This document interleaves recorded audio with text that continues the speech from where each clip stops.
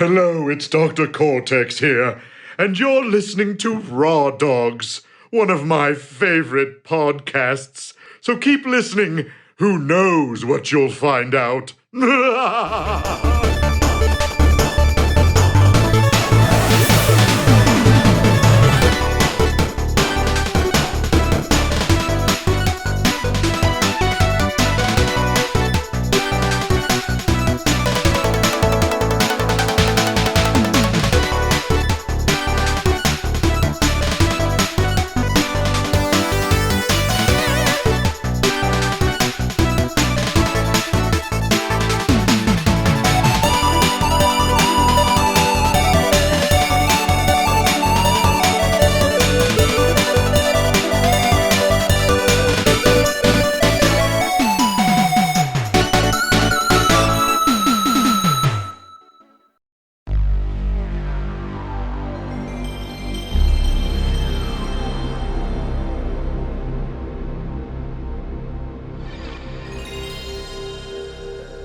Hey everybody, and welcome to Raw Dogs.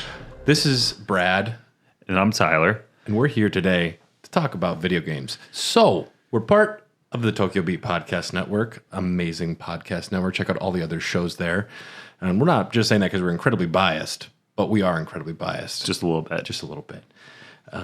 We're part of Hair the Dogcast. Preamble stuff. We're just cool people. We're supposed to talk about Portal and Portal 2 again this week. Dylan has come down with a case of the itchy throats. Yep, not good. I was sick on the day after the Super Bowl for like 4 days. I was feeling incredibly unwell yesterday. I was on the couch almost all day thinking that me and Kratos were going to solve our problems. Didn't happen for you. I saw a hug today, so that was a big thing for him. But no, the game is going very well. 26 hours in, and I've got a roller coaster of emotions about that game. But I went from incredibly cold to really enjoying my time with it. Yeah, once it finally opens up, you kind of hit your stride. I'll be interested to play it again for New Game Plus if they ever come out with that, because that's just the way to do it. I'm not going to grind all the way through it again with New Gear on a harder difficulty, because that game is surprisingly hard compared to the first one, I feel. Or maybe I was just rusty. I don't know. I don't know. We'll have an episode where we discuss Ragnarok. But the combat has a lot of issues and a lot of depth. But it's very easy to just button mash. Yeah. And I feel like it's poorly explained. But that's neither here nor now. Today on Raw Dogs, your favorite podcast about video games and beer and demo discs and cider, actually. I'm drinking a cider today. This is from Milk and Honey Ciders out of the Twin Cities and St. Joseph, Minnesota, to be precise. I actually never been to the cidery, but I used to be good friends with the owner of this when he was the sour brewer at Indeed Brewing. I don't know if Adam still works there or not. I haven't been back to the cities in a while, but he makes the best ciders around, and I had enough beer Friday, so it is pretty good. I also had enough beer Friday, so I'm drinking a champagne. It's a High Life. It's a champagne of beer. It's a tall boy High Life. And we're gonna do an incredibly rare call out to an amazing new band called Well and Good. It's spelled Well plus Good. Their debut single just came out last night at midnight as of this recording, called Sweet Tooth, and friends of ours, very good music. Yeah, I'm a little biased. Might be my favorite band ever. Is it because my brother plays the bass guitar? That's only the reason I don't like the band. I've actually had to overcome that. He's kind of a divisive topic. You either love him or hate him. Yeah, I'm in the hate camp. Wow, what a guy. But no, check out Well plus Good on Spotify. Very awesome. But okay, so today, since Dylan wasn't able to talk about Portal and Portal 2, and also we've been meaning to get to an Elden Dogs for a while, but since Tyler hasn't beaten the Halig tree and got past Millennia yet. Well, I started playing Portal, and then I got sick, and then it was the Super Bowl, so that on top of work. Where do you find the time? Where do you find the time? I'm an adult man with many important business things to do. We should just be retired and have enough money to not have to have jobs. That would be great. Go to patreon.com/HairTheDogcast. We're desperate here, folks. We want to play more video games. Please. How many of these demo discs you got? Take a look here. So what we're up to today. Let me move that. What we're up to today is something I've been thinking about as a fun, weird series, and it's called Demo Disc Reviews. You got quite a few here. I am sitting on so many PlayStation 1, PlayStation 2, and Xbox 360 demo discs, full of demos, full of videos, and they're an important relic of video game history that I don't think gets a ton of love. Jakey's got a really good Pizza Hut demo disc video. Yeah, I like that one. And, otherwise, you don't hear a lot of talk about demo discs. And back in the day, you'd get a magazine, and they'd give you a fucking demo disc. That's still wild to me that I even had this. I don't know where all mine are, but I definitely had a few of these. This is in my very old CD case with my regrettable CDs from the band Him. You'll also find... Wait, is that a movie by Brad? That is filmed by me. Yep, that's my first film from film school, as well as all of my burnt DVDs from Netflix history. But most importantly, my demo discs. Also, I found like my Xbox Live startup disc from the original Xbox. Hell and I was yeah. like, wow, you had to put a disc in and be confused. What's an IP address, Dad? I'm not helping you. What a time to be alive. You're not running an Ethernet cord from the computer room to your bedroom, Brad. You know what? Tripping over that cord that ran through the hall every morning, those were the days. Those were the days. Yep. I'm sorry. I am going to have a cord in this hallway most of the evenings. It's just something that we're doing in our lives now. And yeah, but demo discs, you'd get them sometimes with like your magazines, and we'll do someday like a more in-depth history of demo discs, but you get them with magazines. Sometimes you get them in games. So you get like a demo for a game in another game. Sometimes you even buy them for cheap, like the PlayStation Underground Jam Pack. Sometimes they get sent to you. Sometimes you get them for various reasons. I remember the Xbox 360 have the Final Fantasy XI startup disc. So you'd actually still need to buy stuff, but this actually could start the game up for you. I forget all the ins and outs, but... So it's a demo disc review. So what we're going to do is briefly talk about what's going to be on our demo disc today, which is from the official US PlayStation magazine. Number 25 is the disc. It is from October 1999.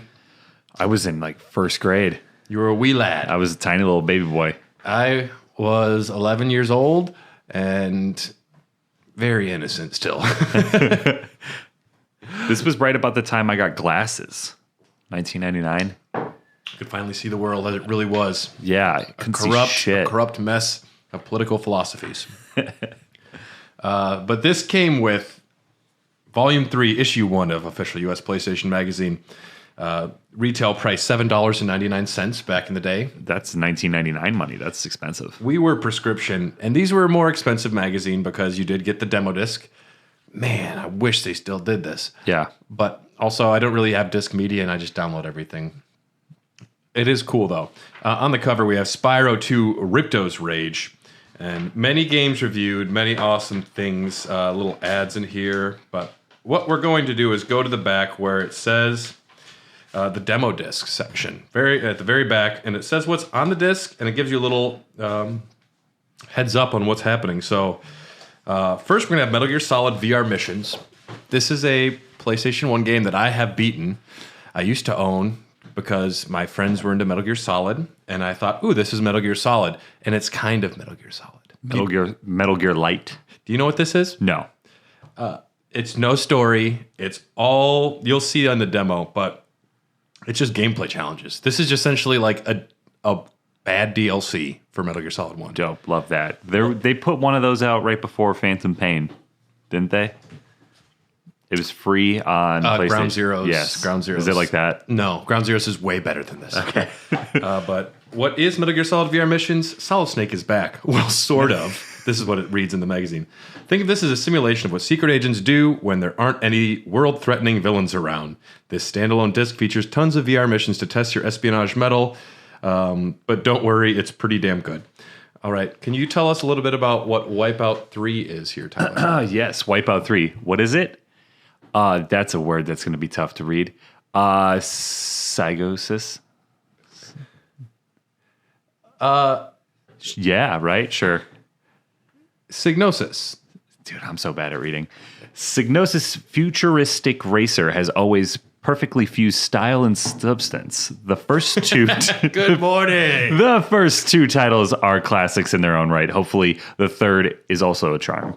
What to expect?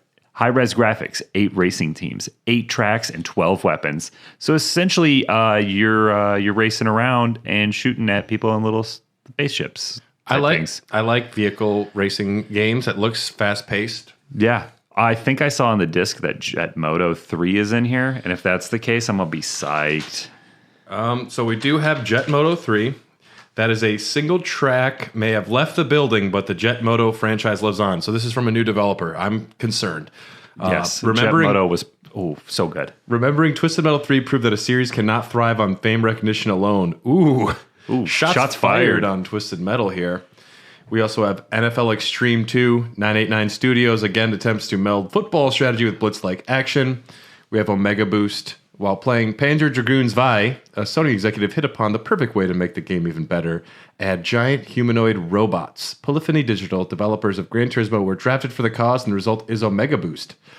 It's cool that it's the developers of Gran Turismo. I don't know anything about Omega Boost, though. Yeah, I've never even heard of it. Championship Motocross featuring Ricky Carmichael. Ooh. The famous Ricky Carmichael that I don't know. I was going to say, he probably is famous to some people. Yeah, famous enough to have his name on a demo disc. And a whole game. Yeah. Probably. Everyone loved Excite Bike. So why not relive the genre of dirt? Or why not revive? Fuck, it's the morning time. Good morning, Tyler. So why not revive the genre of dirt bike racing? THQ has done the dirty work for motocross fans everywhere. You get 9 customizable bikes, including Kawasaki KX Range. I don't know. I wasn't on board until you said the KX Range. I wasn't too sure. Because that's a if you're into like Ricky Carmichael, you know about that. Yeah, you're gonna want the Kawasaki KX Range, and I knew that by heart. I didn't just look at the page. Yeah. Also, 12 tracks. Get this, including motocross. Who would have thought that Championship Motocross would feature motocross? So when you say 12 tracks, I was thinking it was going to be like featuring Offspring, but and no. Hoobastank. No, this is pre-Hoobastank era. Yeah. We're not crawling in the dark yet. A game that two games that I remember playing. Toy Story 2. This is dope. It was really hard. Did you play this? I have played this demo. As far as what I remember from this specific demo disc, I played the Toy Story 2 demo quite a bit. Really? It was pretty good. My memories from back in the day, I was also voracious about Buzz Lightyear at that point in my life. I could have been happy just probably playing a shitty game, but we'll see. I played this. I think I actually owned this game because I was a big Toy Story fan. And this came out in conjunction with the second movie, I believe, the game. Mm-hmm. And then we have Bugs Bunny Lost in Time, another game that I remember playing. How dare you you remember this game? I do, yeah. Because I was a little boy, and my mom got me little kid games. And she saw Bugs Bunny and was like, yeah, that's Tyler. The first 3D Looney Tunes title, and it stars everyone's favorite Wascally Wabbit. He is a wascal, isn't he? How can I read Wascally Wabbit and then not pronounce normal words? So it looks like a platformer. That was one that I was looking through all of my demo discs, and I'm like, Bugs Bunny sounds fun. There was one demo disc that had playing with Teletubbies, but there wasn't enough playable demos. There's only like 4 on that disc. I'm like, that's not enough. Yeah. But also on this disc, we have Pac-Man World. And we are going to go play all of these. We're going to take a break, go play them all, just so everyone knows. Like, this is happening. But we have Pac-Man World, where dozens of mascots are introduced to the gaming scene each year, and dozens of them die unmourned. Wow. That got dark. But 20 years ago, after Pac-Man fucking died, there appeared a pie-shaped yellow guy who remains an icon to this day. It's been a while, but the Pac-Man is finally returning to the gaming scene. This is the 3D reintroduction to Pac-Man. Didn't they make this again on the GameCube? Yes. I owned that version. I believe they made this into a TV series as well. No one needed that. No one asked for that. I don't know anyone whose favorite thing is Pac-Man. Pac-Man's I love playing at the arcade. The 4-player cabinet's great, but I don't know anyone who's like, fuck Sonic, man, Pac-Man. Like, yeah. No one says that. No one's saying that. Miss Pac-Man, though. They should have just called her Pac-Woman, to be honest, but... Yeah. I never thought about that. She took his last gender.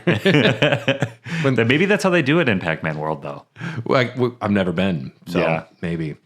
And then I believe we are just to the video section. There are videos for us to get a good sneak of what's coming, like Rugrats Studio Tour.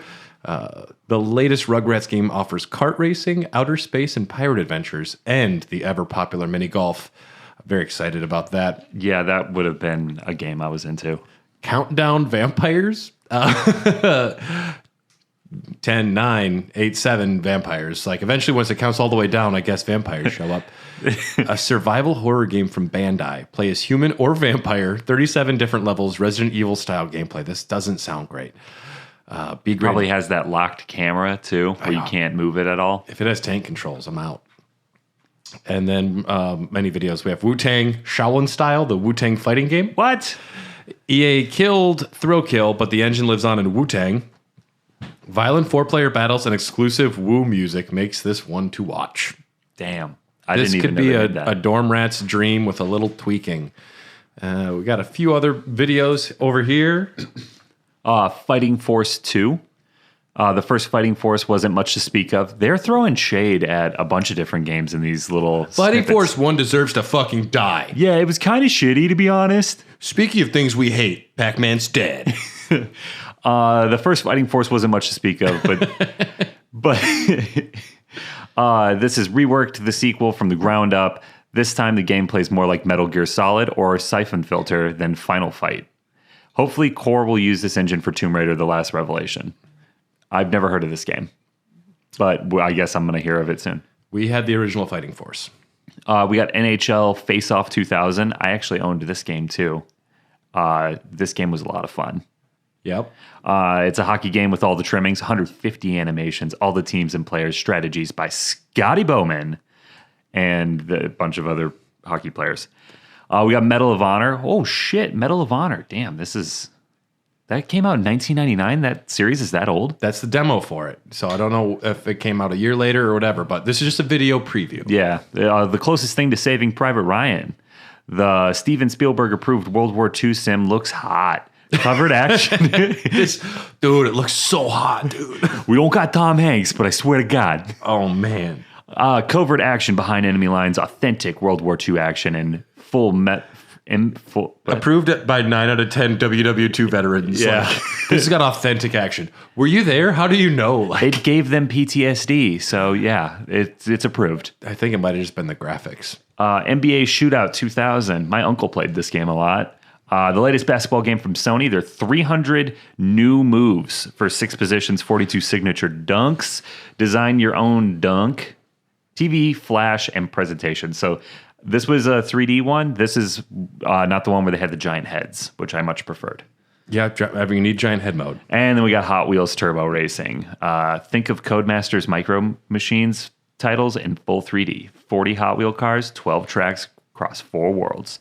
Crazy corkscrews, loops, mid-air stunts, licensed soundtrack. There really isn't a racer this extreme.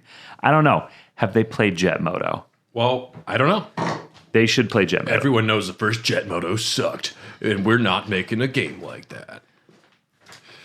Well, so that's a preview of what we're going to go do. We're going to go have a beer and go play through this demo disc and watch these videos, and we'll be right back, literally, because it'll just be a little sound cue for you, but it's going to be us loving and hating some of this. So let's grab a beer and go play some games, Tyler. Let's do it.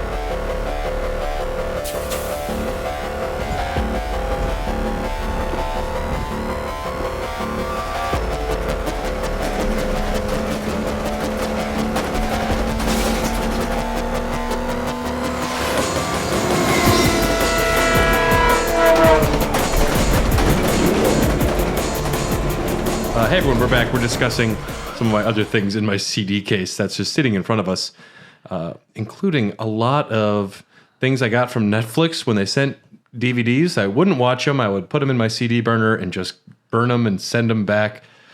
And I also have a lot of fan edits because I was really into fan edits for a while. I got really excited when I saw the Viva La Bands. I thought it was Viva La Bam, and I was like, what season is that? But Still good music. And then you grow up and you realize that Wild Boys was the real show the whole time. Yes. Wild Boys, fantastic show.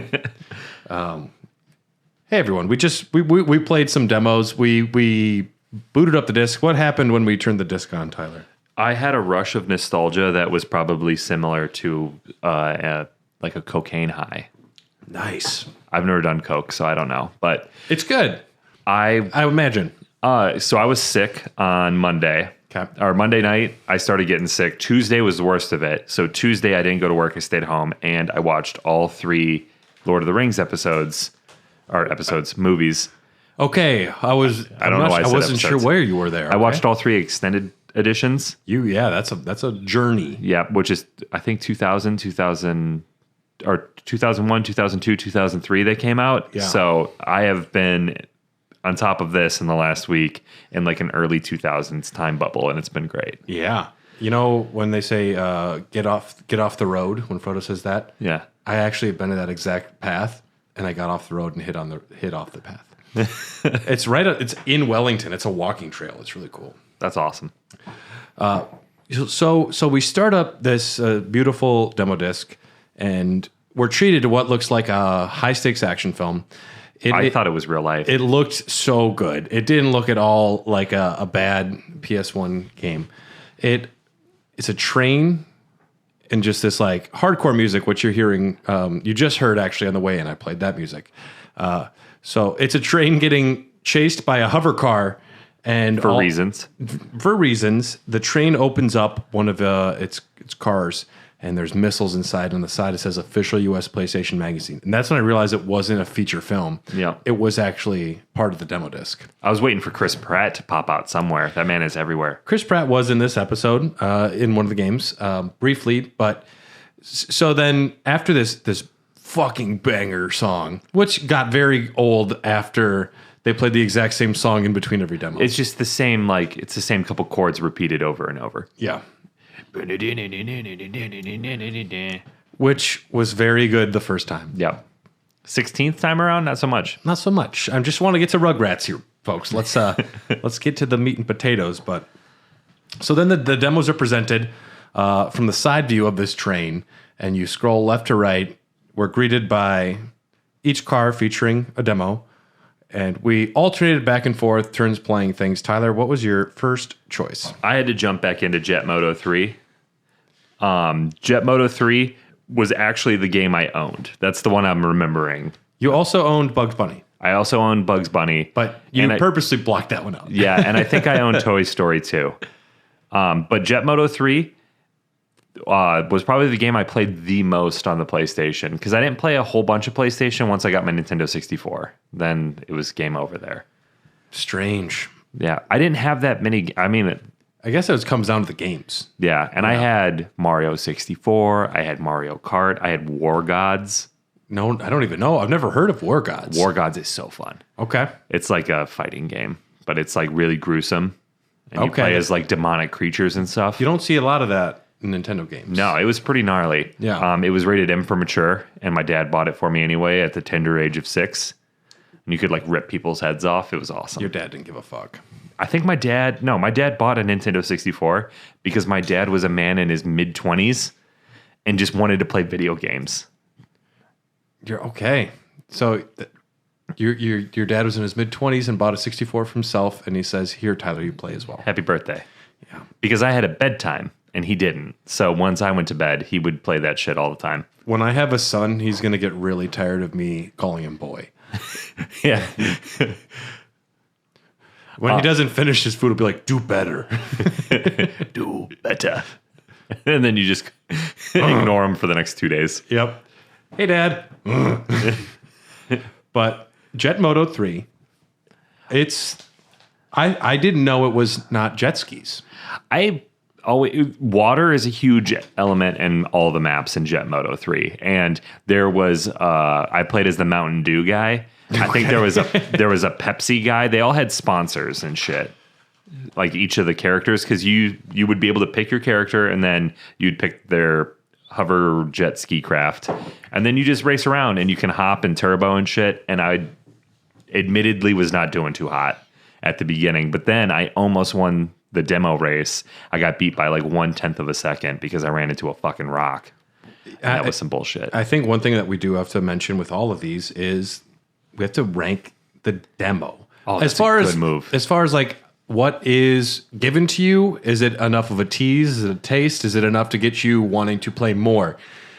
Sometimes demos overstay their welcome. Sometimes they're very generous, and you see such a big amount of the game that you want to see more. Jet Moto 3, they give you one pretty short race. They give you one short race, and you're not allowed to pick your jet craft hover machine, or your character. Would you want to choose any other character or machine when you get to have the Mountain Dew jet motorbike and the Mountain Dew jacket? Well, I mean, that was like always like my close second pick, but I always went with like, I think it was the Pepsi guy. He had blue and black and he just looked sleek. So what about this? No one chose the Sprite Boy? I don't know if there was a Sprite Boy. Hi, I'm Diet Mountain Dew sugar free. Please choose me. I'm number 10 on the list. No one gets this far usually. Is that a High C sponsor? No. It was a cross promotion. I think this was an okay demo. I think it'll set the benchmark for me on what the good demos were and what the bad ones were. The game looked good. It was fun. The controls were a little wonky, but that's to be expected with PlayStation games. I haven't played a old school PlayStation game in a long time. Because to me, it's like, oh, I'm playing the Crash Bandicoot Trilogy Remastered. These are PlayStation games to me. Those are not PlayStation games, though, because they look great. Yeah. A lot of these, they have, the Jaggies. They have that old school look to them. It's like you're either not turning or it's like 100% 360. Cameras plagued this generation of games. Yeah. Oh my God, we are so spoiled with just having camera control. Yeah.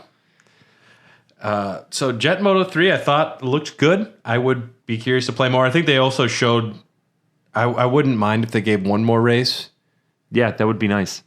There was this really cool course where it was like a sunken city. Yeah. And you were like racing around the crumbling buildings, and I think there was a cave at one point. It was like just a super gnarly track.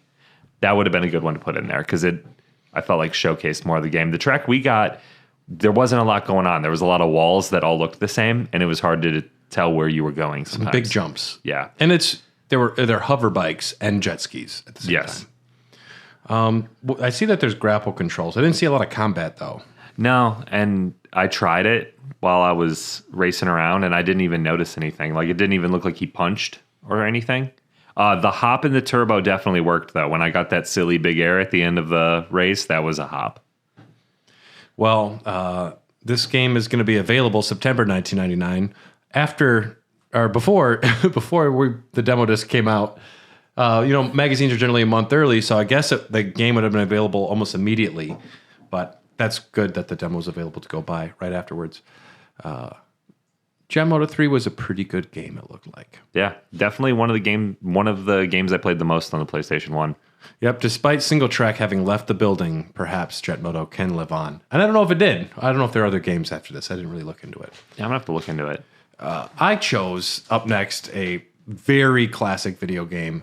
Mm-hmm. This is a game that the controls are more like suggestions.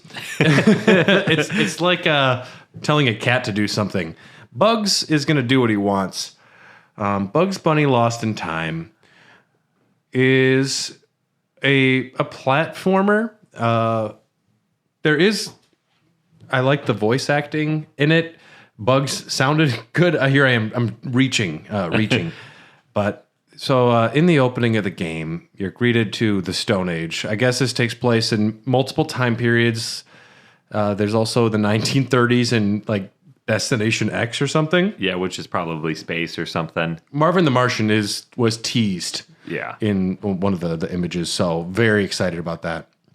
But the first thing we do is go to the Stone Age, and Elmer Fudd is now a caveman. And he's enlisted mercenaries to hunt you down that wear dragon egg shells on their heads. And he says it's Wabbit season, and Bugs Bunny. He knows to get out of there then. But so the camera, this was bad. This is my first time playing a PlayStation 1 platformer in a while, and I mean, we must remember that when this demo came out, the DualShock controller didn't even exist yet.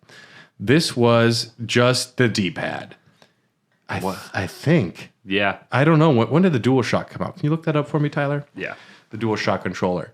But so the camera is controlled by L2 and R2, and it's inverted to the way that I would expect it to go. Bugs can jump. Bugs can kick. The kicking sound is quite nice. August 27th, 1997. Okay, the DualShock was around. You don't have an excuse. They didn't have it figured out, though, yet. Yeah, because back then it had the little button that you could press that said analog that I, to this day, don't know what it did. Yeah, there were multiple versions of that controller. And my experience is whenever I could turn the button on, it just made it so the controller wouldn't work with the game. Yeah, it was the break this game button. Yeah, I'm not sure. But the camera in this game is bad. The jumping seems like it was lagging quite a bit. You go explore the Stone Age level. The draw distance is fantastic. It looks like you get at least like it looks like Skyrim feet. on an Atari. it's really good.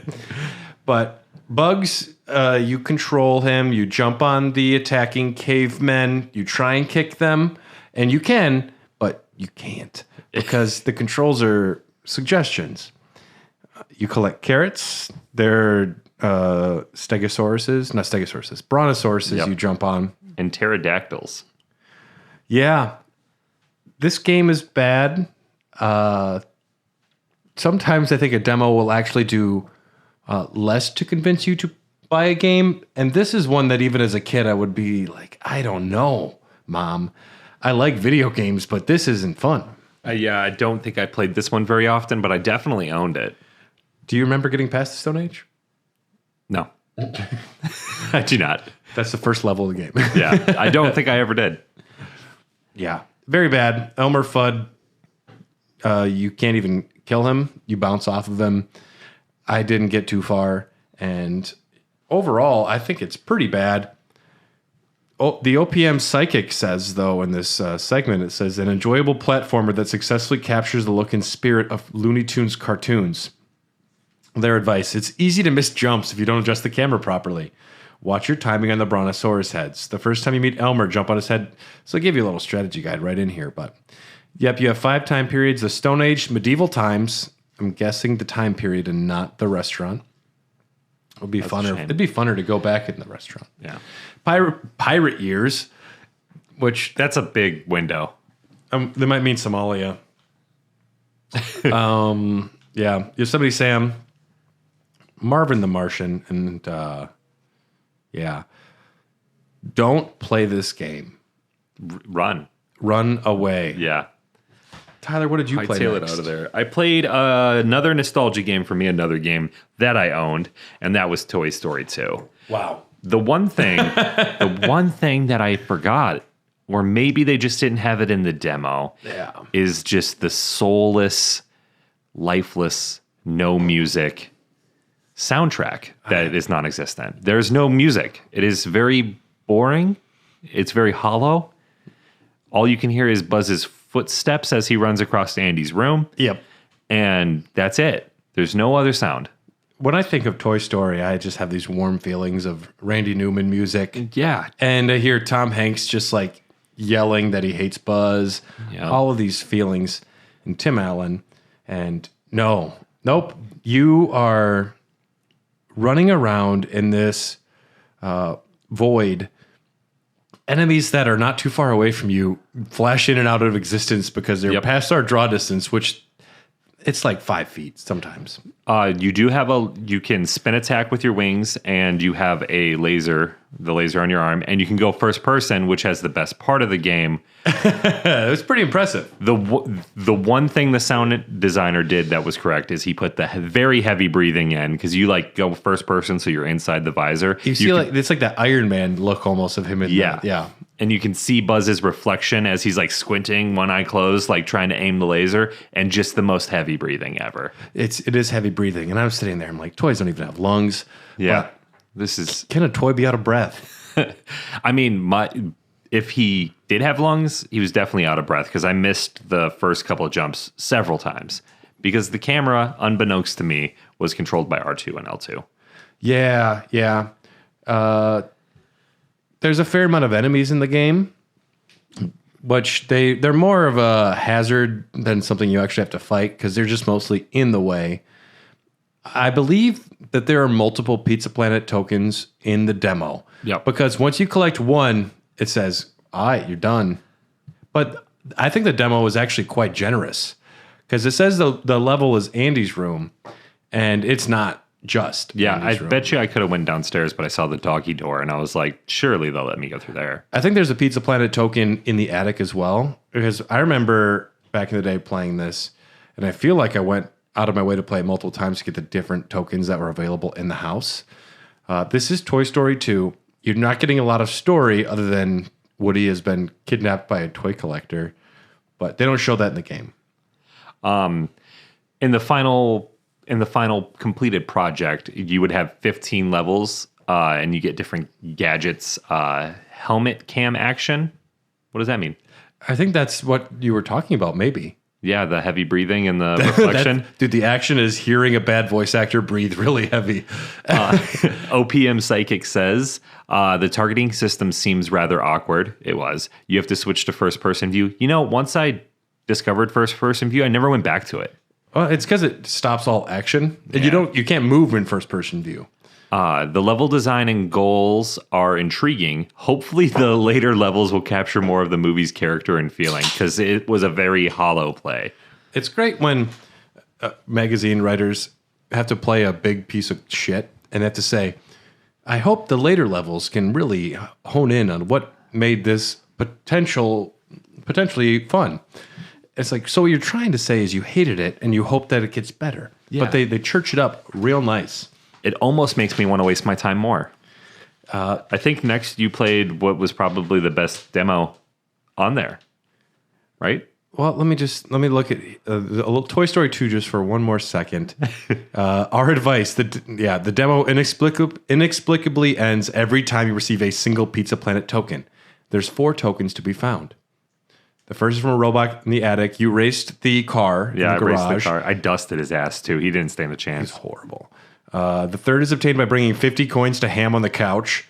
The fourth is received by returning Bo Peep's 5 sheep to the kitchen table. So it's a pretty big demo. And there's 15 levels, and that was only one level. Yeah. So that's a big I can't game. imagine where else you'd really go. Like, you're going to go to Pizza Planet. You'll probably go to the toy collector's house. I thought it was okay, though. What did I play next? Omega Boost? Yes, I think so. Omega Boost was pretty cool. It was a good-looking game, surprisingly. It looked pretty rad. This is a mech fighter shooter game. You're in outer space piloting a mech, and the soundtrack is good. That's one thing that we noticed a lot. I gotta find that song. I want that to be my ringtone so bad. Every 10, 15 seconds, there's a guy that goes, oh, which it was awesome. I'll cut in right now.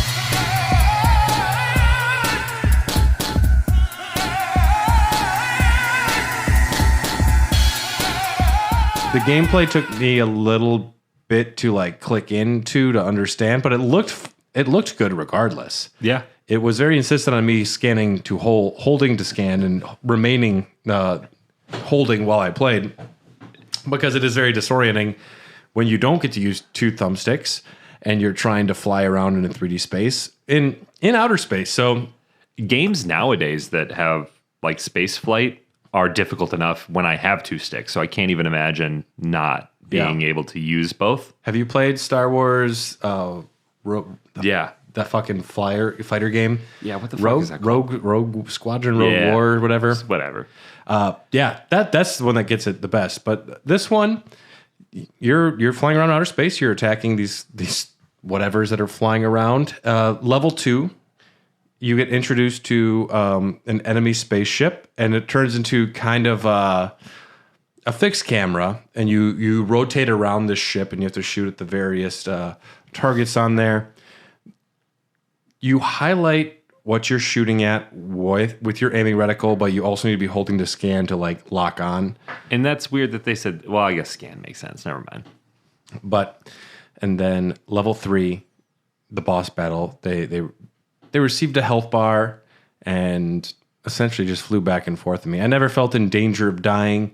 You never even really came close at all. I don't even know if I got hit really, but the game looked cool. It's from Bandai, and Omega Boost.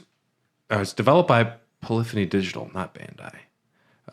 But there's 9 missions with insane enemies and bosses. Live action FMV story sequences. We didn't see that. No. And I want to see that because live action acting in the PS1 era is gold. Choice. It is very choice. I saw someone do an interview with the actors for the Resident Evil 1 cutscene, which is like 30 seconds, and I said, people have too much time on their hands. Let them rest, find another hobby. But the advice for them is Omega Boost offers more freedom of movement than almost any 3D shooter to date. It can be a bit daunting. Normal movement has your ship gyrating around a central point on a track. It's as if you're always facing toward the inside of a hollow sphere. So it's interesting. I did rather enjoy this game, and I think if I understood the combat better, I would like it more. It seemed cool. The perfect amount of demo. 2 mini levels and a boss battle. That's what I want. I imagine the soundtrack gets better. I don't know if the You're not going to be able to top that guy. The vocals on Yodeling Man or whatever what he was up to would have gotten much better because it was very good. But yeah, I actually thought it was pretty good. What did you have next, Tyler? I think I jumped into Pac-Man World. Right? That was next. I think so. Yeah. Surprised. It was not bad. I like it. It was fun. You run around in a 3D world, obviously, because it's Pac-Man World.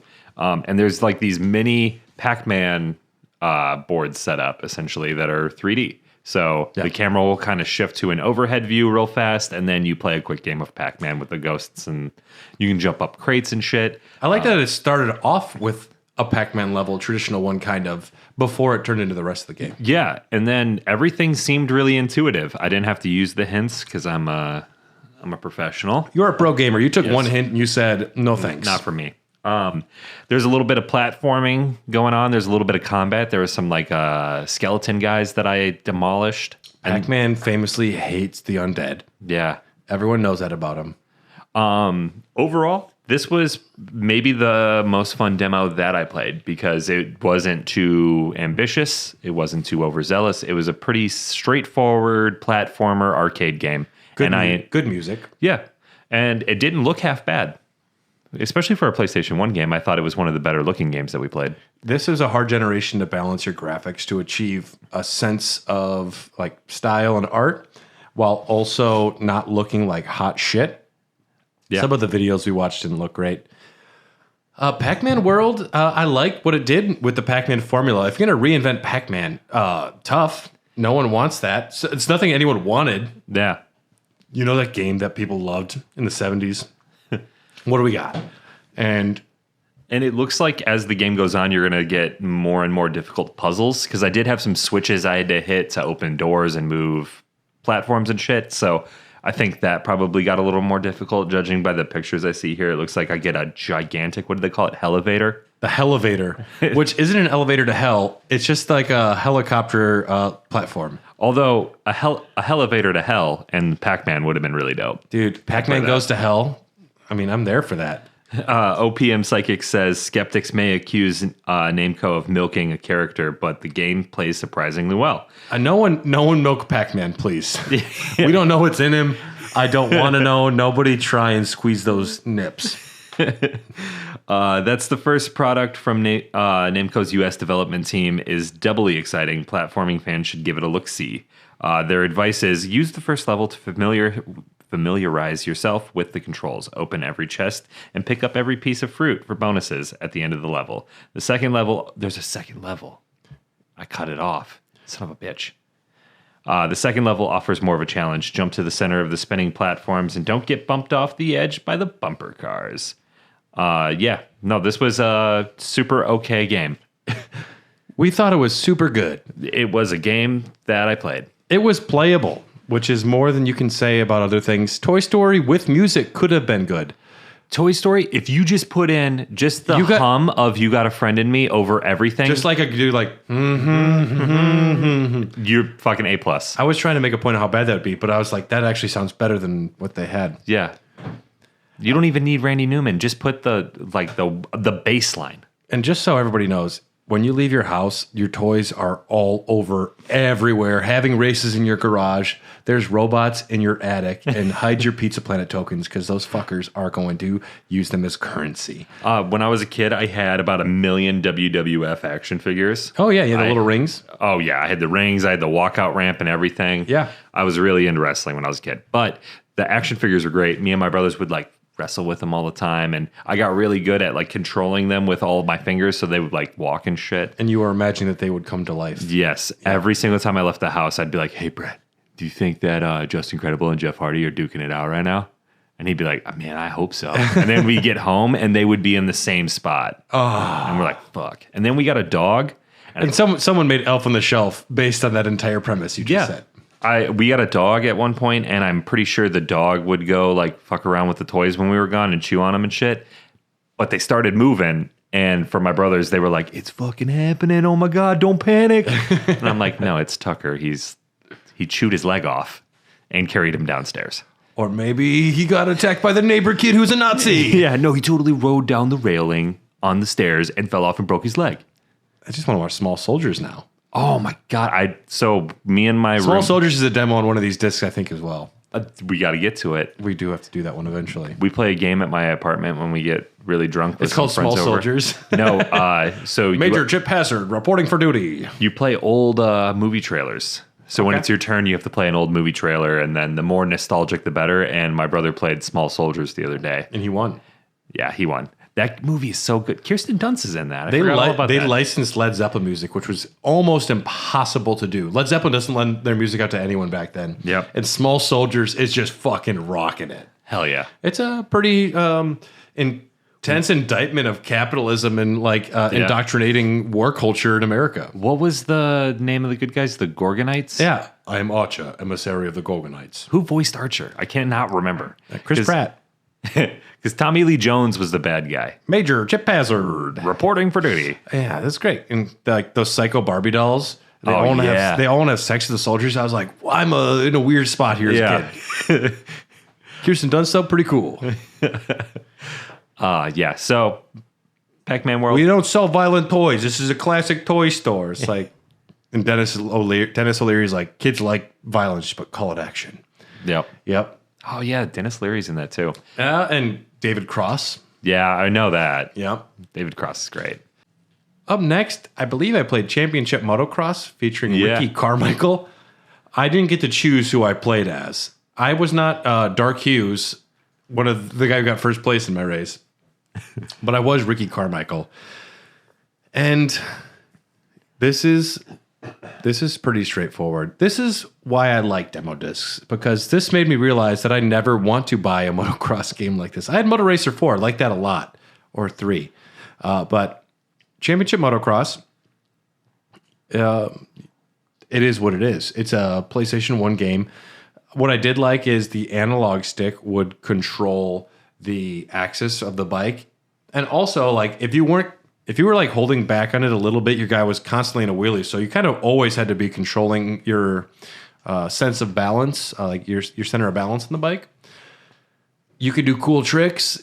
Yeah. I found out only at the end you could do those tricks not in the air even. So I could do a Superman while I'm just riding the bike, which I appreciate. Honestly, would make you more aerodynamic. You probably would have won. You called out that there was dirt on the bike. That built up over the course of the race, which I thought was pretty cool. I thought this was a fine game. Yeah. This.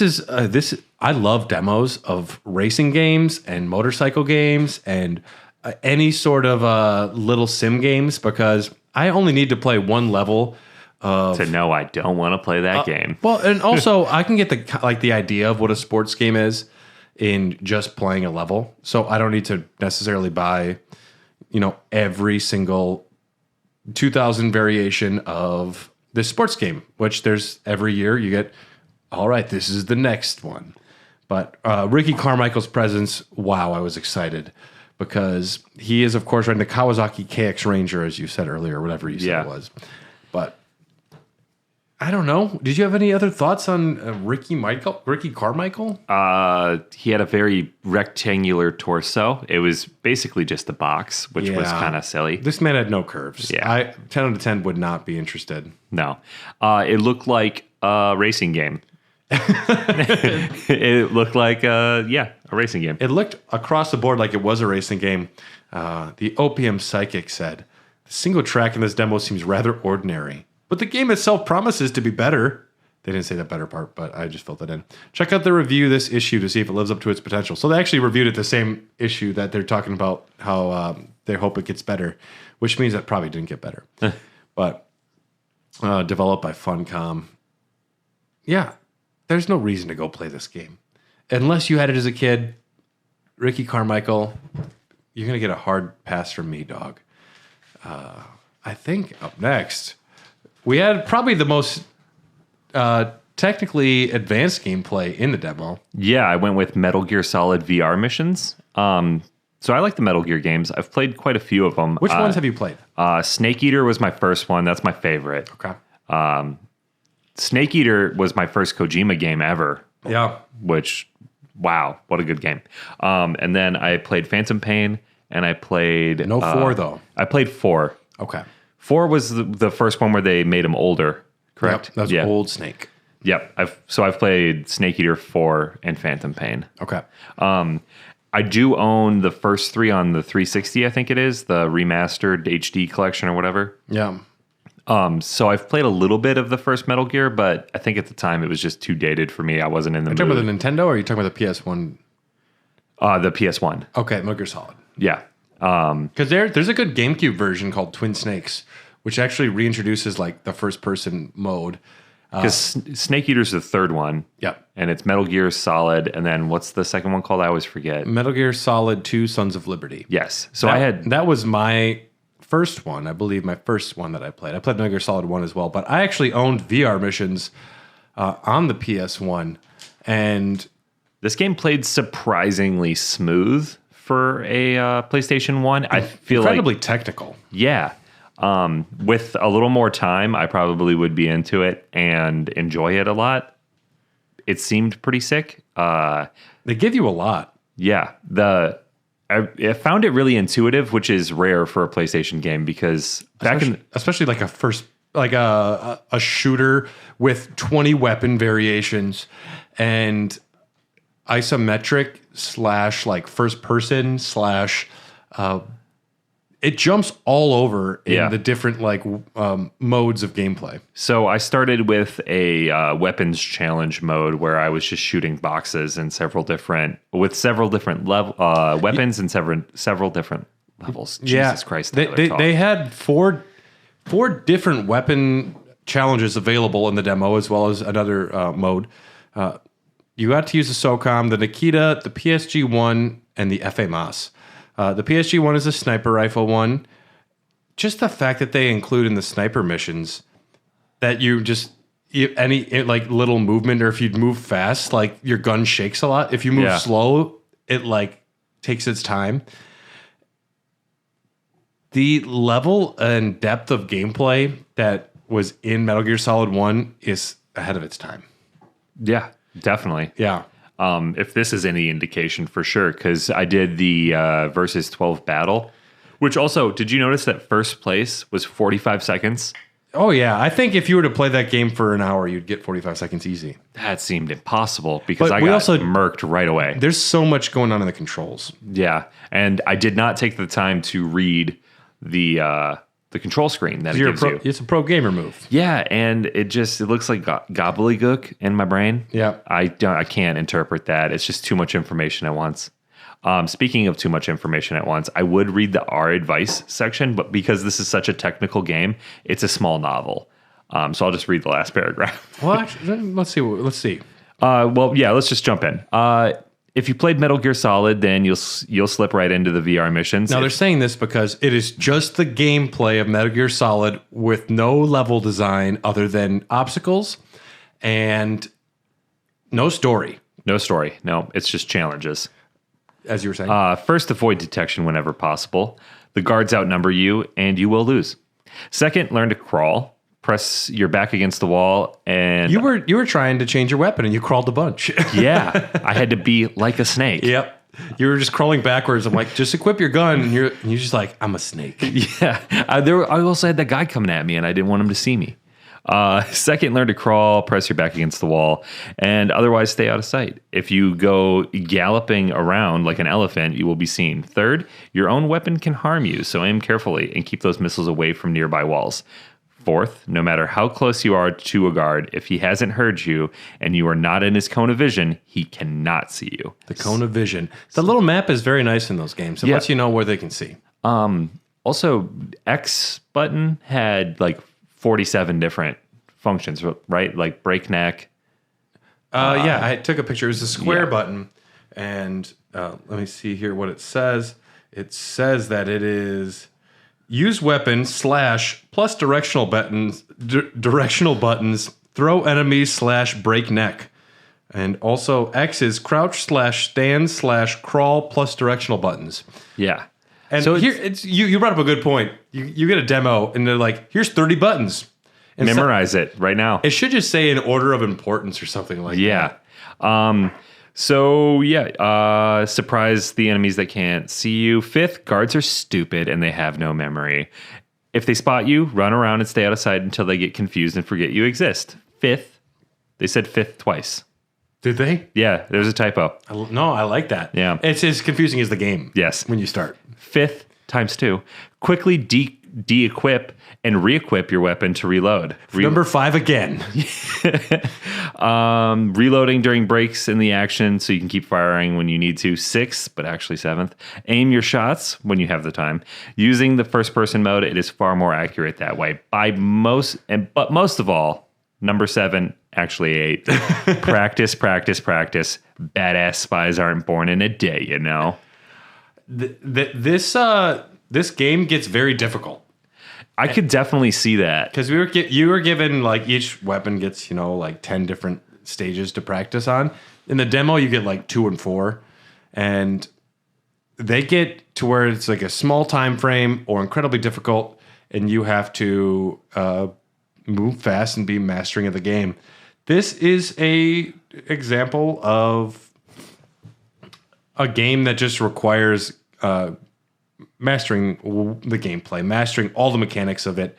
And the demo is very generous. I could see playing a lot of, repeating a lot of these levels because it gives you high score times for a demo. To have all of this, plus you go to advanced mode and they're like, how many different ways can you take down 12 guys in this little arena? Yeah. And you can just get better and better and just keep playing it. This is, I think, a demo that you could easily play for 10, 20 hours as a kid and just still get more out of it. Yeah. Because you get the full verb set almost of what Snake can do. You don't get all of the weapons, but you get an arena and tons of things you can do. Yeah, and you can go about taking these guys out tactically. They give you plenty of cover to hide behind, plenty of weapons to play with. It's also cool because that versus 12 mode that I got my shit rocked on kind of reminded me, it didn't, I guess, it reminded me of where we are now in games. Like Arkham City had that really badass mode where it was just like waves of enemies that you would fight. Yeah. And I wish more games would have that kind of arcadey side, like play style or game mode. I'm playing Hogwarts Legacy right now, and I find the combat to be really, really fun when you have a lot of different types of enemies you're fighting. And it would be cool to have just an arena to see how many trolls I can beat at once or how many dark wizards I can take out without getting hit. Like, It's an easy extra to throw into a video game. You don't really see it a lot anymore either. It kind of fell off. Yeah, I wish it's opportunities for you to practice. Yes. And the fact that this was a video game that you paid money for, VR missions, is disappointing. I remember as a kid just thinking, oh, I'm another Metal Gear Solid game. And it wasn't another Metal Gear Solid game. I would have been so bummed. But it was fun. The next playable demo, because we found out there was one more. This demo was Wipeout 3. It's a fucking F-Zero style game. You move fast in a vehicle. it's kind of Mario Kart in that you get weapons, you get shields, and I thought it looked good. I thought it sounded good, and it was really bland. Yes, very, very vanilla. This was probably like a good showcase of what graphics could look like for the PS1. I was overall just kind of bored. Yeah. I mean, it seemed very monotone, very flat. There wasn't a lot of, the sound design didn't especially like Nothing shine. jumped. Nothing jumped. The coolest thing was the perspective on the buildings changed pretty nicely as you took turns and got closer to them. Yeah. The perspective in the distance was, I found, kind of impressive for a PlayStation 1 game.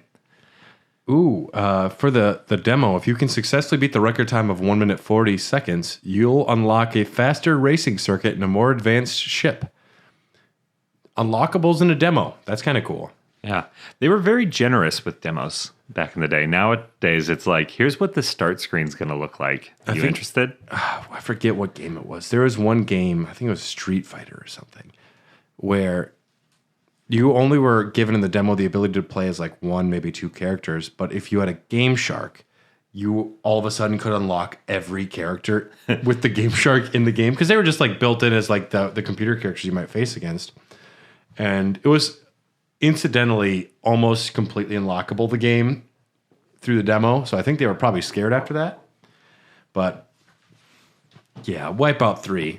I'm sure if you played it back in the day, it's still good. I was mostly bored. But the Psychic says, the graphical flash is firmly in place. The analog control is sweet. If DJ Sasha can serve up those tunes to match, this racer will be once, twice, 3 times the winner. I don't know what you're talking about with your Here in the Midwest, there. we say a couple two tree. A couple two tree. And as someone in Wisconsin, we do want to mention Wisconsin was just firmly, I don't know if it was elected. We were appointed, we were named, we were convicted. Decreed as the drunkest state in the country. Once again, everyone in Wisconsin said, "Argh." When I saw that post, I thought of Starship Troopers, and I just turned to an invisible camera and was like, I'm doing my part. Are you? 3 beers, please. You're by yourself. 4 beers, please. I went to Finks last night to celebrate my brother's single release for his band that we shouted out at the top of the episode, and I ordered 2 High Lifes the moment I walked in.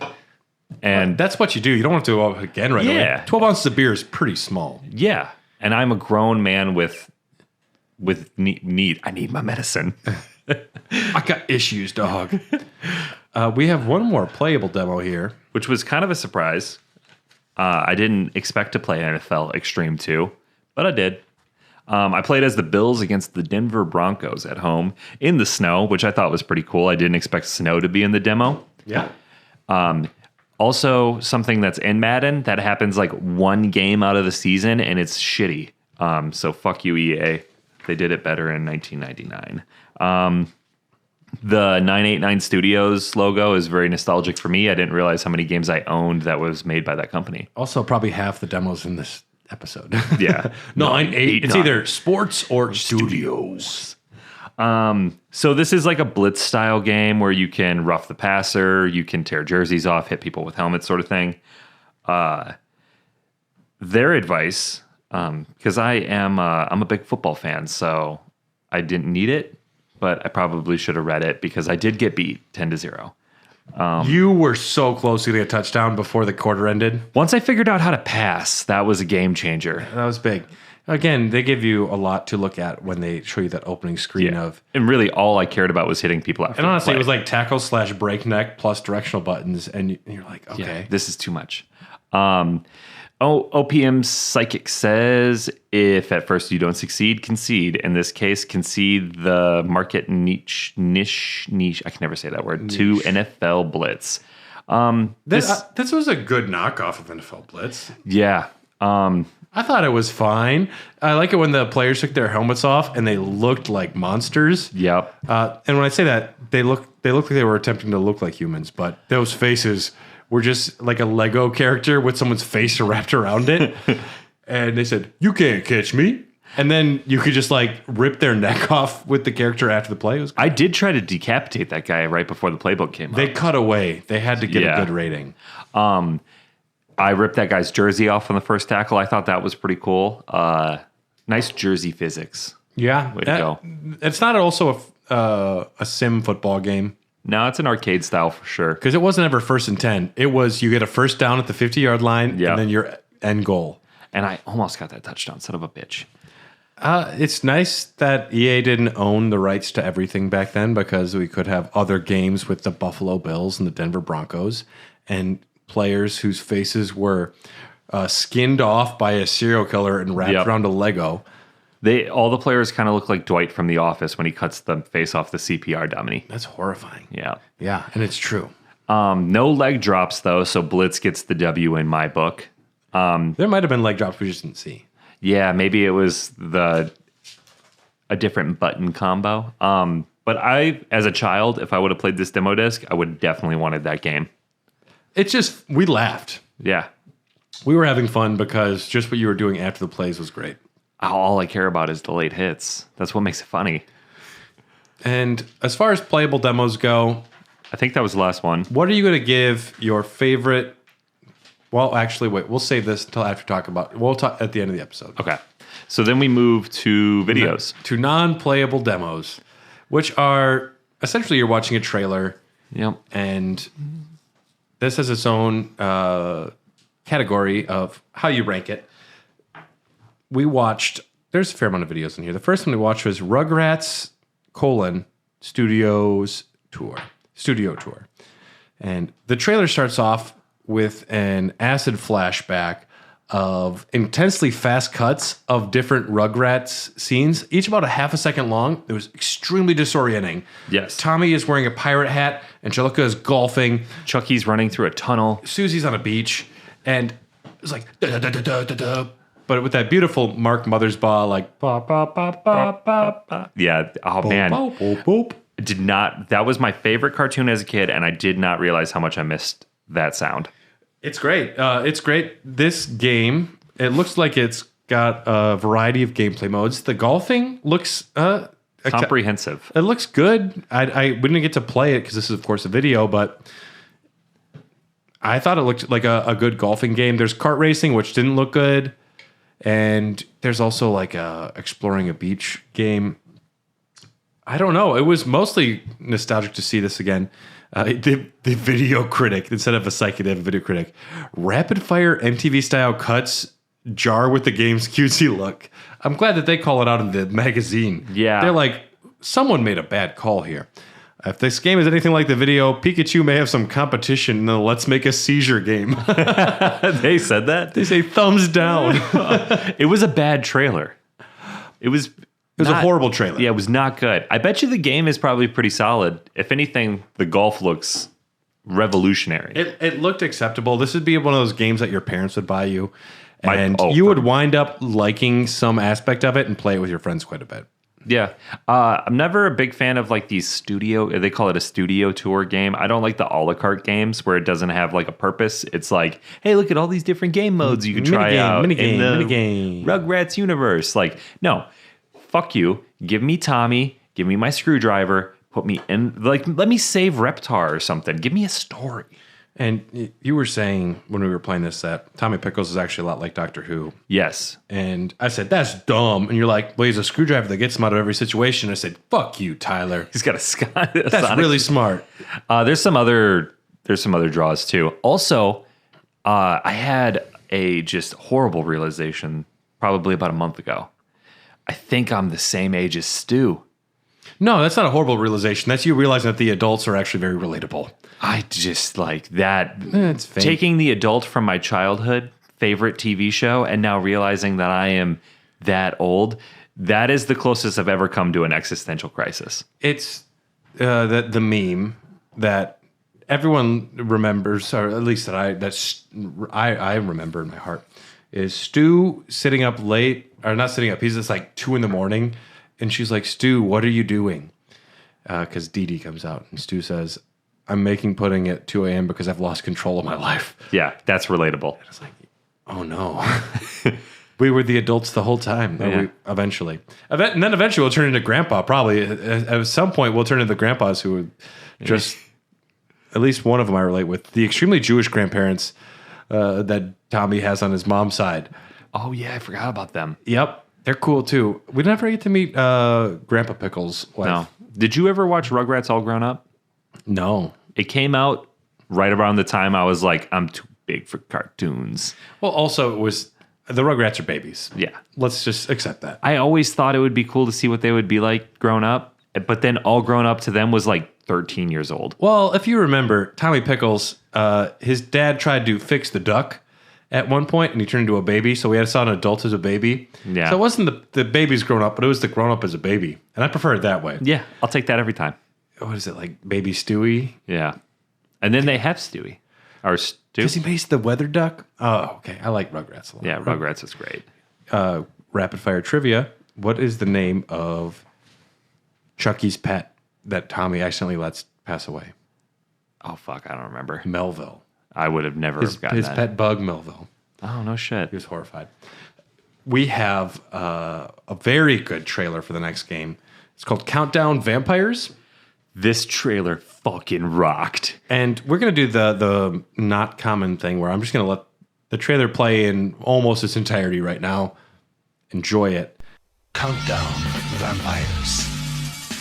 It's the last night of 1999. Vampires are invading Las Vegas. These heroes are out to protect the city. But it's gonna take more than wooden stakes to stop these blood-sucking beasts. Countdown Vampires. A survival horror game. This is about a guy who doesn't wear a shirt and has a lot of tribal tattoos, and he has a gun. They basically took what 6-year-old Tyler thought was peak male performance and just made that a character. Yep. You knew that this character had a girlfriend. Oh, yeah. Dude, he's kissed so many babes. He's probably so cool he doesn't want a girlfriend. Dude, he doesn't need one, man. Level 10 or something. Yeah, he's had so many girlfriends, he's past that. So it's the last night in 1999. And Of course, it's in Las Vegas, though. We got to go to Sin City for this. It is in Vegas. Zack Snyder, I think, definitely copied a lot of his zombie movie after this game. Yes. Yep. You can either play as a human or a vampire. Which is intriguing. Except it doesn't look like there's vampire gameplay. It just looks like you're still going to be a person with a gun. Yeah. They didn't show what vampire gameplay looked like. Well, they said play as a vampire, and then they showed like 5 vampires with wings. I thought those were just the enemies. Yeah. And it's like, what's the point of view there? Whose perspective are we looking at? This has got the dumbest title of any game ever made. Countdown Vampires. Countdown Vampires. What's that game that you showed me that you and Dylan were playing? The vampire game that you were addicted to that's super simple? Vampire Survivor.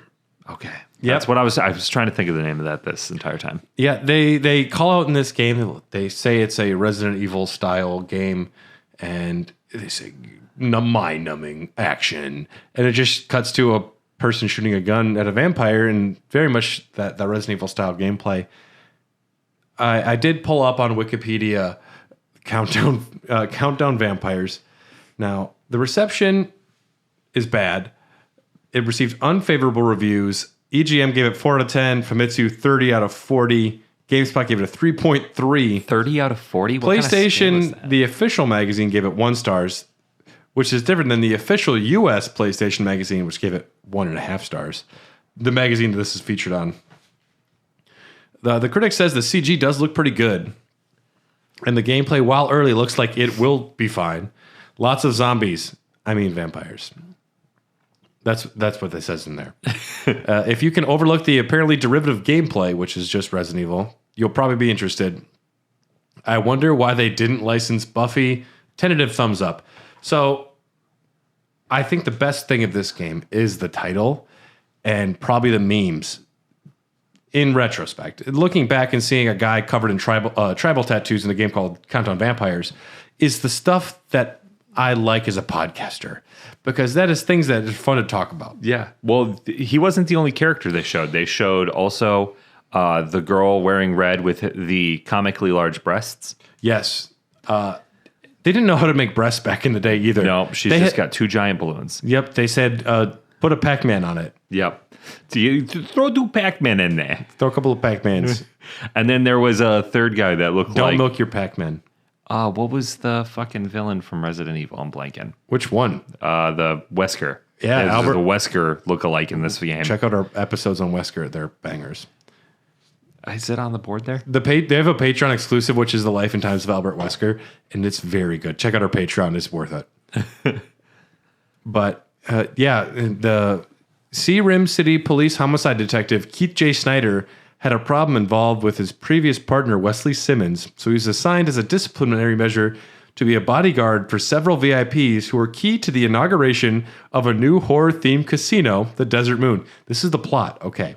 The problems began when a fire broke out and mysterious black liquid started to pour out of the fire sprinklers, turning the vast majority of the people into vampires that proceeded to devour the remaining survivors. All right, you had me up until that.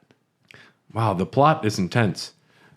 If the game is cleared within 8 hours, a special story mode is unlocked which shows an altered version of the original story and includes additional characters. There's mini games. Game characters appear as enemies such as Mira, Shek, and the Man in Black, so it's also an X-Files ripoff. There's werewolves, there's insects. I would watch somebody beat this game in a YouTube video. I never want to play it.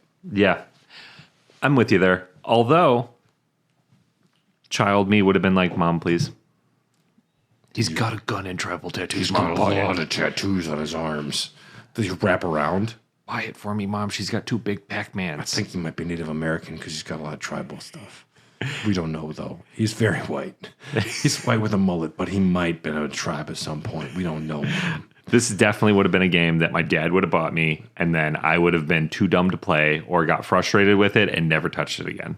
And you're like, can I just play Bugs Bunny again? Yeah. Give me the Rugrats game, please. That Wascally Tyler. Up next, we watched Wu-Tang Shaolin Style. I think this is the best trailer. This won best soundtrack for sure. Yeah, just straight up gameplay over Wu-Tang. I don't know about the gameplay. It looked fine. At one point, these horrible isometric PS1 characters punched the head off of another one. I'm there for it. And I'm about that. I'm Yeah. about that. But I didn't even pay attention to the gameplay because it just had Wu-Tang Was it made by THQ? music just banging. Activision.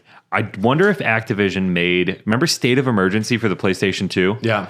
That's what this game reminded me of. Okay. Like the way that the bodies were dismembered and the blood worked. That's what it reminded me of. Yeah. It's just a layup. It's got Wu-Tang, so you're going to at least have Wu-Tang on a game, so that's good. I know that they're not the first band or like musician to license a video game, but the character models don't look great. It doesn't matter. It's Shaolin style Wu-Tang video game. You can't. Speaking as someone who, in my top 10 favorite games of all time, is Def Jam Fight for New York, I definitely would have been into this. 50 Cent Blood in the Sand is for me. Oh, yeah. Although I've only played an hour's worth, but it was, thanks again, Stoy, if you're listening. Fucking awesome. I played 50 Cent Blood in the Sand for 1 hour and I won a copy of Elden Ring. Best night of my life. That's a win-win. And I got married. Sorry, Carly. Up next, we have Fighting Force 2. Horrible fucking trailer. Yeah. Gameplay looked boring as fuck. Also, But Hawk Manson is back. and he's not fighting anymore. He picked up the guns. Well, imagine something you don't care about, and they said, Hawk Manson is back. And you said, who the fuck is Hawk Manson? I wasn't waiting. I played Fighting Force 1 back in the day, and to me it was a brawler. I didn't know it was a shooter. This looks like a shooting game, and it looks like something I'm not interested in. Yeah, it looked really bad. Also, Hawk Manson, I'm sorry, that sounds like something an intern with an fucking Mad Lib came up with. We need a hero name. What you got? This is Eagle Mbop. This game looked terrible. Not bad. That's not a bad name. I'd be Eagle Mbop. That's okay. It didn't look good. I don't have much else to say about it other than, wow, the first one seemed better. The video critic says, cool bass riff, nice explosions. That did have some nice crunchy metal music that got really old really fast. Yeah. I will say, though, I think the best trailer is coming up. It's not the next one, though, but the next one is good. NHL FaceOff 2000. I owned this game. I played it a lot. It was fantastic. Trailer was fine. They seemed to hype up new animations. They seemed to hype up. We got announcers. Yeah, they were really leaning into the presentation aspect of it with an actual NHL announcer and then the in-studio play caller. So that was cool. And it wasn't like Blitz where you could like fuck people up, but you could also like you could kind of hit stick people in this game and knock the puck loose. It was actually a really fun hockey game. Hockey games, I've played a fair amount actually. Hockey games are great.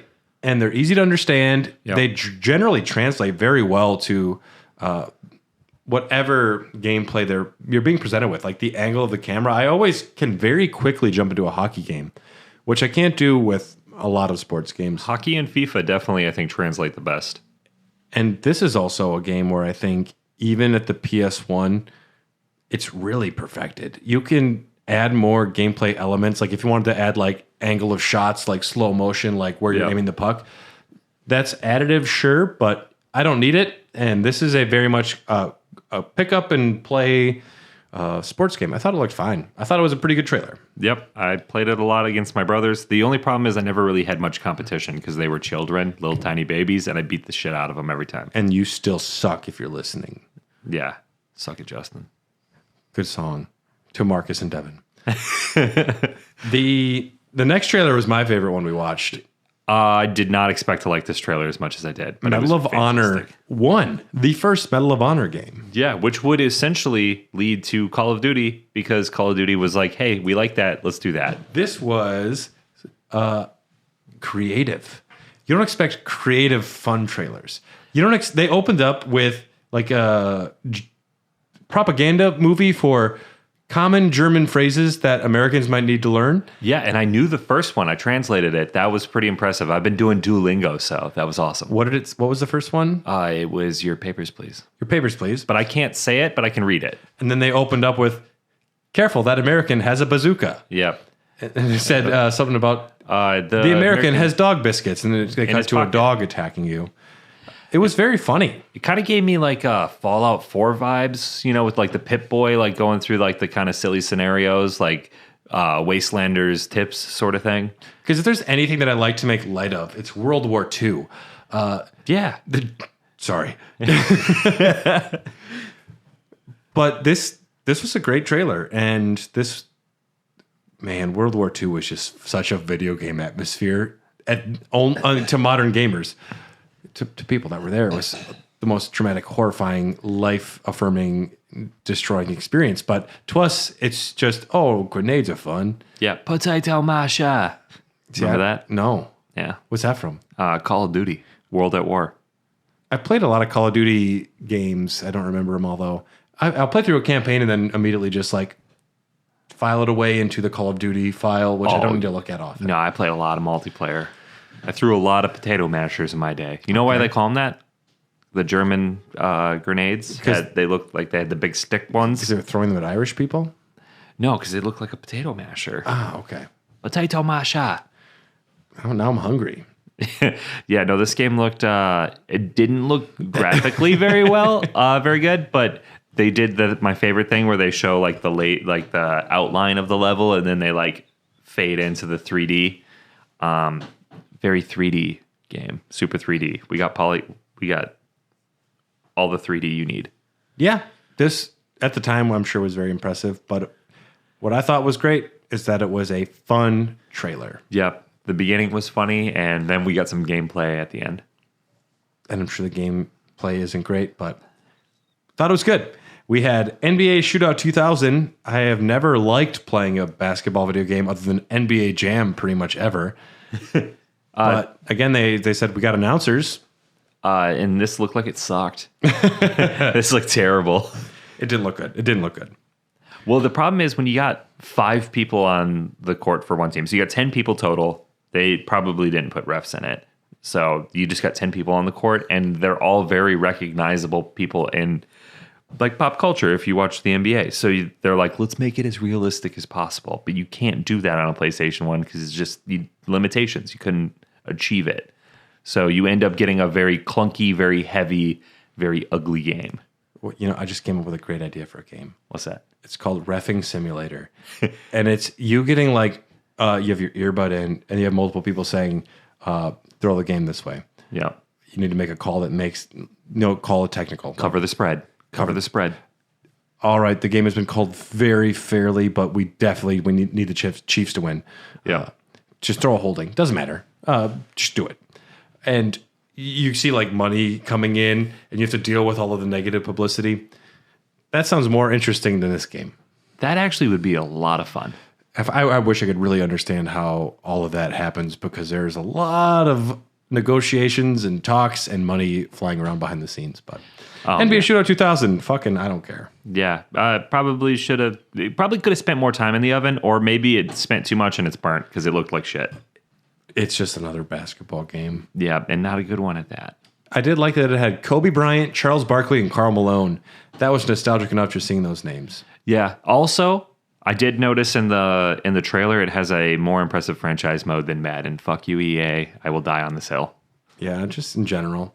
A lot of these Electronic Arts made a few games we talked about today, and such as the next one, they published Hot Wheels Turbo Racing. Electronic Arts was good. Yep. For a long time. But back when they had that old cool logo where it said Electronic Arts and it kind of like the Dark Souls looking font. Once they started saying it's in the game and it wasn't any longer in the game. EA, we took it out of the game.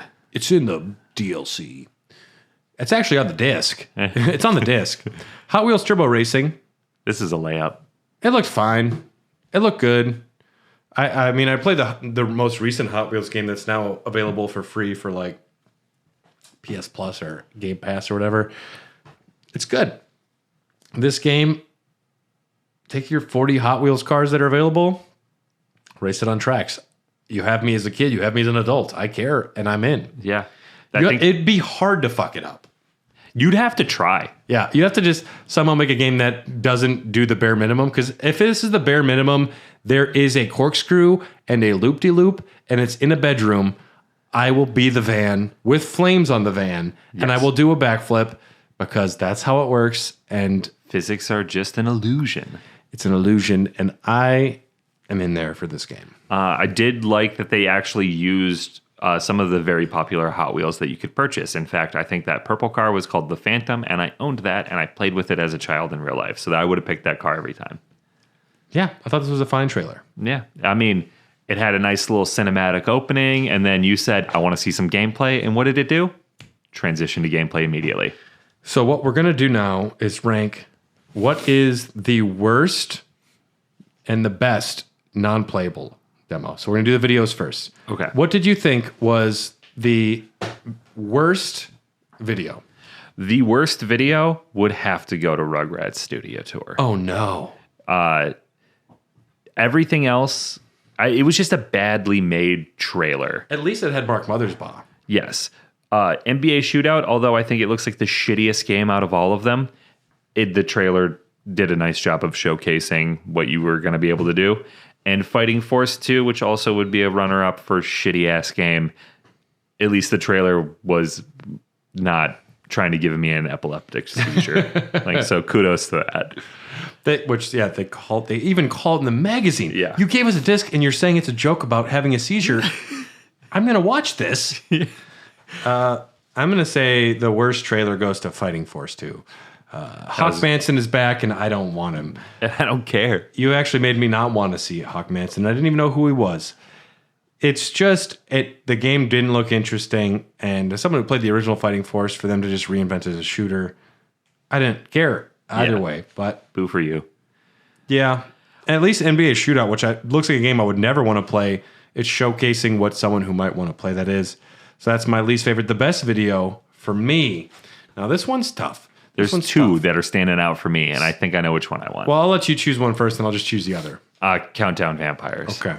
I do appreciate the humor. And I'm going Medal of Honor. Yes.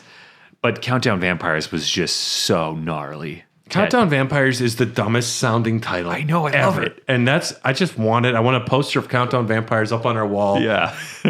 And we ripped off a video game. It says there's 37 different levels. That's stupid. I need to know more. And I don't think there's a dumber name than Countdown Vampires. No, that is impressively stupid. Medal of Honor is very funny. Yeah. And I do appreciate some good humor. Now we're going to say what we thought was the worst playable demo out of all of them. And I guess I'll go first. I have to say Bugs Bunny Lost in Time. I think. Yeah, I'm going Bugs Bunny Lost in Time. It played like hot shit, and there was nothing redeeming. It was funny to watch Bugs Bunny dive into an anvil one time. That was pretty funny. Otherwise, it was the lowest possible level of gameplay and effort by anything, in my opinion. Worst, I think I'm inclined to agree with you. Fuck you, Bugs. Yeah, that is the worst. And I say that because not only watching you play it did it look heavy and clunky and dumb, but I want to say I'm like 99% sure I owned this game and I never got past the first level. It was that bad that even a kid, kids are dumb. I'll play anything as a kid. Yes. Even I was like, fuck that game. Yeah. Best trailer. I think I'm gonna Not best trailer, best demo. Best demo. Playable demo. I might have to go Pac-Man World. It looked good. It looked good. It played well. I felt like the controls were pretty concise, pretty tight. Pac-Man World it showed a lot of gameplay. It somehow was a unique take on the classic Pac-Man. There was also a second level that I skipped on accident. I'm going to say my favorite demo would be Metal Gear Solid VR Missions. I think it has the most potential for a lot of gameplay and a lot of repeated gameplay. You can get a lot out of it, which I think is very impressive. The fact that you can have high scores and try to best yourself is pretty awesome. What I'm going to say overall, though, is demo discs are fun. And it is fun getting bite-sized snacks of a ton of games that will never get love, that will never be given 30-minute YouTube retrospectives. No one's going to talk about Rugrats Studio Tour, and if they do, you're not getting views. And I think it's important that that game exists, and the trailer was bad. I don't care about a lot of the extra sports games, but these demo discs are hot. Oh, yeah. You get some bangers on here, too. I see NHL FaceOff 2000 again. There's not enough wrestling games on these. There's some, and I wanted to work one in, but it just didn't work out today. WCW Mayhem. I'm pretty sure I owned that game. I had a lot of wrestling games. Yeah. These are fun. And as a kid, I also thought it was just cool to have a disc. Yeah, it's nice because I still own them. It's physical. And those aren't resold. You don't really see demo discs available in stores, which is kind of funny to me because I care. Ooh, yeah. What was that? April 2000, WWF SmackDown. That game slapped. That was a fun one. Very good game. But yes, this has been Raw Dogs. Hair of the Dogcast. We exist because of people like you, so thanks for listening. If you have questions or thoughts about any of these video game demos, if you know about Countdown Vampires, if you've played Countdown Vampires, we want to hear from you. Please. Yes. If you wanted to reach out, we're on Instagram at Hair of the Dogcast or Twitter at Hot Dogcast, and you can email us at hairofthedogcast@gmail.com. If you want access to a bunch of bonus content as well as exclusive podcast bonus episodes way early, check out patreon.com/hairofthedogcast. Executive producers Ryan Christianek, Kip, Brian Ward, and Jordan. We appreciate all of you, and we're part of the Tokyo Beat Podcast Network. And that's all we have for today. We might try... Next week is the Dogcast. The Dogcast is happening next week. Yeah. We're doing what makes a good open world game. Yeah. Probably get into maybe a little bit of the history and then talk about what we like in them and some of our favorite open world games, along with the news. I'm very excited to catch up on that, talk about the recent Nintendo showcase. But drive safe. Take care of yourself. it's dangerous out there.